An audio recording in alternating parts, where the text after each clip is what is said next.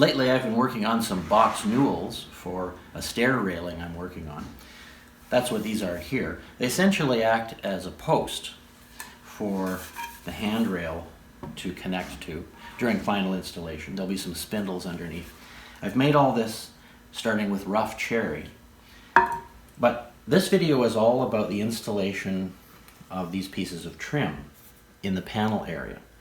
There's a lot of trim to go in, and the joints have to be quite nice because they're going to be prominent. So I'm going to be showing you how I do this both accurately and in large enough quantity to get the job done. Okay. So these are some of the pieces of trim I made. I just used the scraps left over from the construction of the newels themselves, so it was a good use of materials. Made them on the router table, and the first step in mitering is to cut one miter on the ends of all of the pieces of trim. The trim turned out pretty well, but as with homemade trim, sometimes the ends are a little bit chattery as the bit starts to stabilize, so I'm looking for that. I don't want to include that roughness, but the first step is really very simple. If my end is good, it's good up to about here in this case, I'm just going to make the first miter for each piece.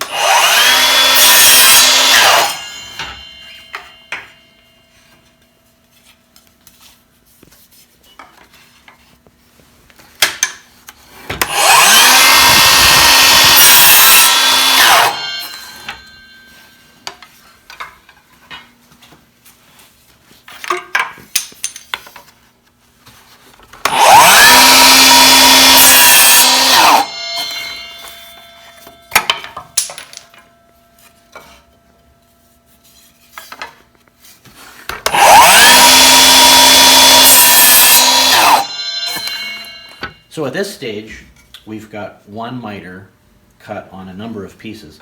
So this next step is all about marking. And you don't use a pencil. A pencil is not precise enough, even a sharp pencil.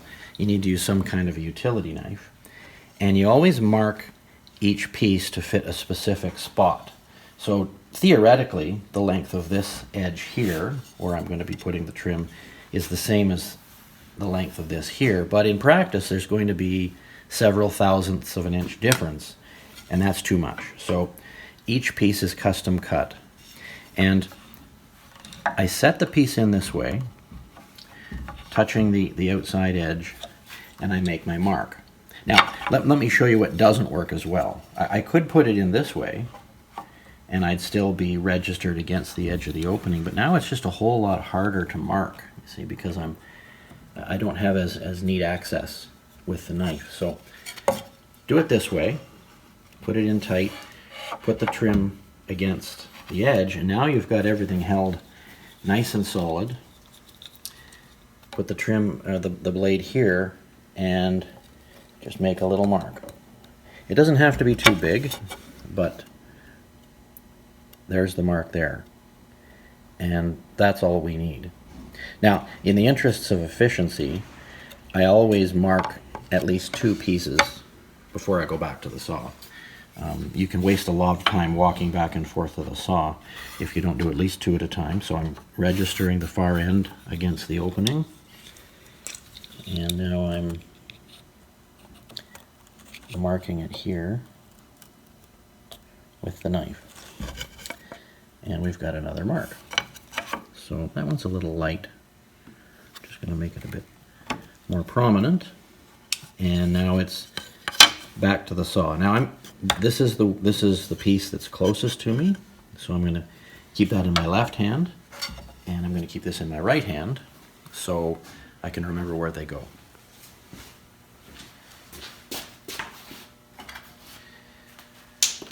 Now, one of the things I like about this saw is that the position of the blade is evident on the workpiece because of the shadow that it casts.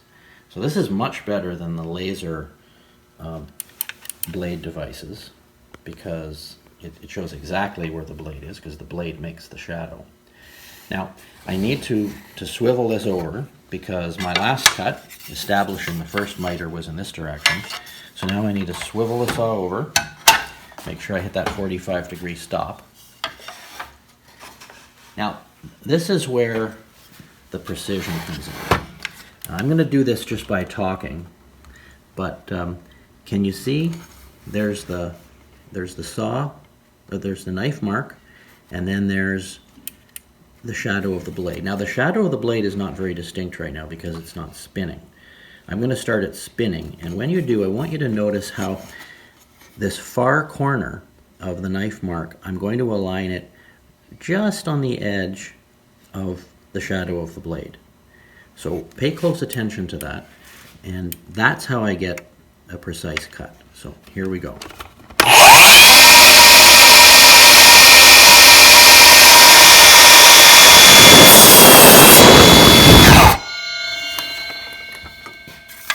So that's one done. Don't want to waste my trip over to the saw, so I'm going to do that again.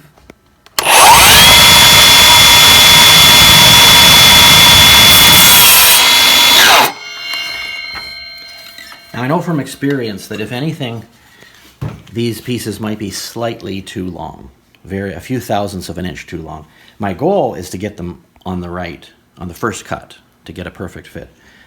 I definitely don't want to cut them too short because then my piece is ruined, at least for long lengths.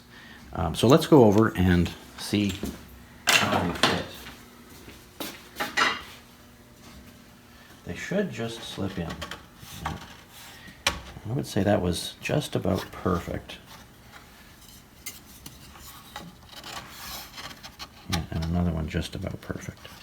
So I'm not going to fasten these down yet because I know from experience that I want to make sure that the other pieces are going to fit perfectly before I nail anything down, fasten it permanently. Occasionally it might happen that you didn't set the saw correctly, you didn't hit the right detent, and so you don't actually have a 45 there. You don't want to have to wrestle this piece out after it's more securely installed. So next step, it's just like the first step. I'm not gonna mark it this way because that's clumsy. I'm gonna turn it around this way so it nestles right in. It's right in there tight. I have to push this down a bit more.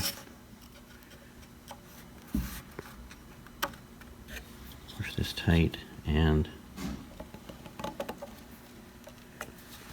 mark it. So we got to mark.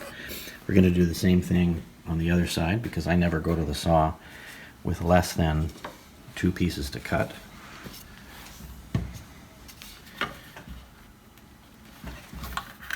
So there, it's tight.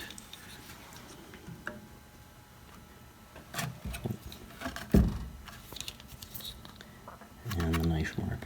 Now, since it all comes down to the knife mark, I just want to, before I take the piece away, I'm going to make sure that knife mark is in the right place. This one's a bit light,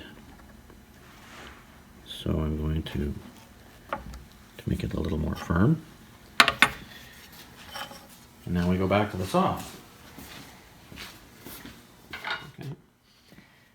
So I've cut these 2 short pieces now, and none of these longer ones are in permanently, and they're not even pushed down all the way. I just want to get a sense that they are going to fit finally, and when I put this one in, I'd say that's a little on the tight side, but I'll be able to tap that in later, so I'm not going to worry about that. And then this one here, that's just a smidge too tight. As I said, going back to the saw isn't the greatest thing, but it's a lot better than making the piece too short. So I always err a little bit on the side of too long, and I have a trick to show you for cutting off just a little bit, because it's very easy to go too far and to ruin this piece and all the work that you've invested in it. But this technique ensures that you don't cut it too short. And it has to do with the kerf of the blade. So the teeth on a blade like this are just a little bit wider than the body of the blade. So what I do is, without the blade running, I push the blade all the way down and then push the piece tight to the body of the blade. It's kind of dark in there, but it's touching the body of the blade, not any of the teeth. I'm not pushing really hard, I'm just snugging it up to the body of the blade. Then I'm going to raise the blade and start it spinning, and you'll see that it takes off just the slightest little smidge.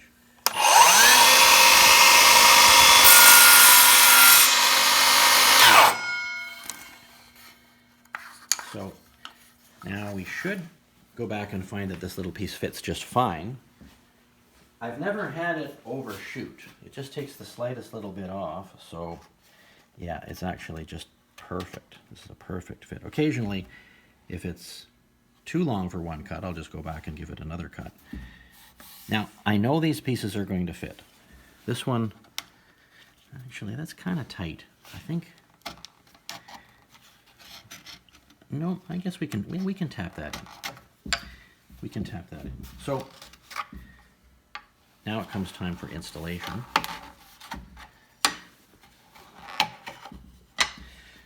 What I do here with these longer pieces in a longer panel opening like this is I apply a little bit of glue, but only to the bottom edge. I don't want to apply glue here on the side, because when I put the trim in and push it down, that glue is going to smear and come up and just make a big mess that's going to be visible. But if I put the glue on the bottom like this, then the glue is only going to contact the wood of the panel when it's fully inflated. Sorry about that, that was the compressor kicking in. Compressor for the pin nailer that I'm going to be using to secure this. So strictly speaking, the glue's not completely necessary, but I prefer to use as few metal fasteners as possible, and the pin nailer helps to hold things while the glue dries. Now, I can't push that down any further with my hand, but I've just got a little block of wood here, and if I align it correctly, it lets me drive that trim down nice and tight with everything. So all I've got now is my last piece, and I just want to double check. Yeah, that's going to be a really nice fit. It's just a nice sort of, just the right level of snugness, so I can confidently put some glue on, slip it in place. Remember, once again, no glue back here, because that would smear all across the side and it would be visible on this little edge that remains open. So